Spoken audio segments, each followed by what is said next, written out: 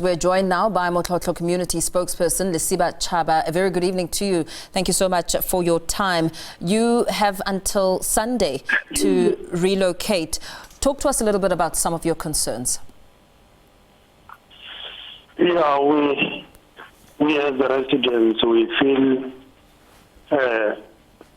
the negotiations did not go well, and they are applying divide and rule, where they decided to negotiate with some families individually.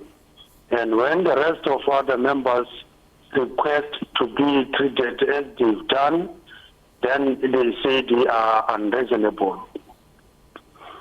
It started back when they were building houses at the Station 14. They said they changed house designs while they were in the middle of building those houses, saying they are unsafe, their height are unsafe, so they reduced the height, and it led to the owners of the houses to change house designs, to seek new houses instead of those which they were building. And it's where the process mixed up. So with those negotiations involving the other group of community members, to my understanding, what you're saying is that they resettled, they moved, but they were not happy with the houses, and they decided, and then Anglo readjusted them. What is your big concern with now the different groups having negotiated individually with Anglo?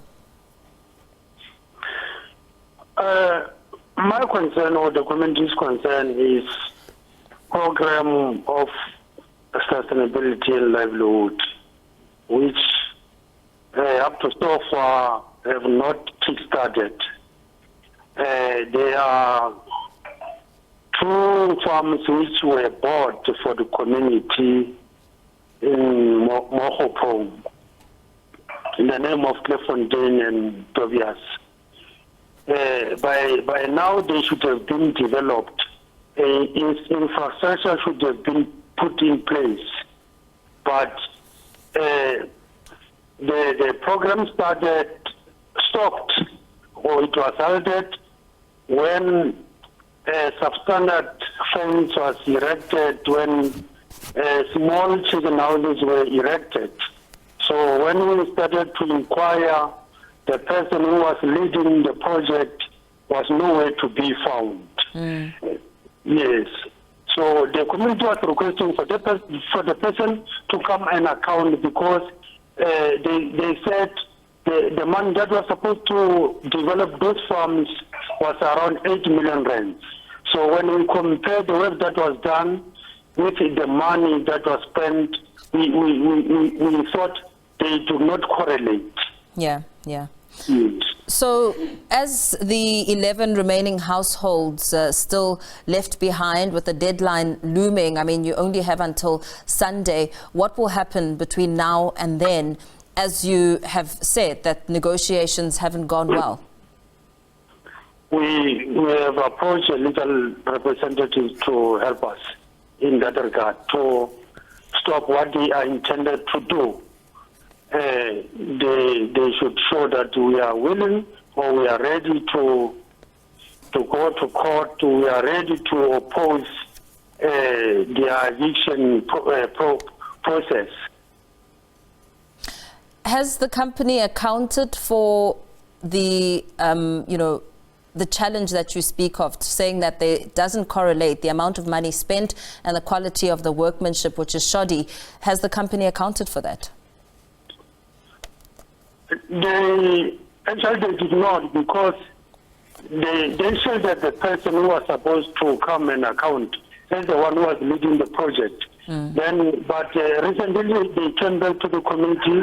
They said that they will go ahead developing those farms, but they did not indicate how much money they are going to spend on those farms. So just before we let you go, are you saying that you are going to stay, seek legal help, and you're going to have to, I mean, you know, the chance that you'll be forcefully removed, is that a risk you're willing to take? Come again? Are you willing to risk being forcefully removed from your land as you wait, because the deadline is Sunday?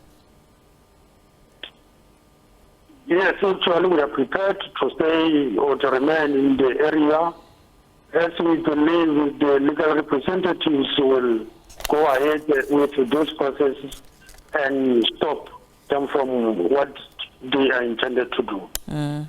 Very well. Thank you so much. We're wishing you the best there. Motlhotlho community spokesperson Lesiba Chaba saying the 11 remaining households will not move until their demands are met.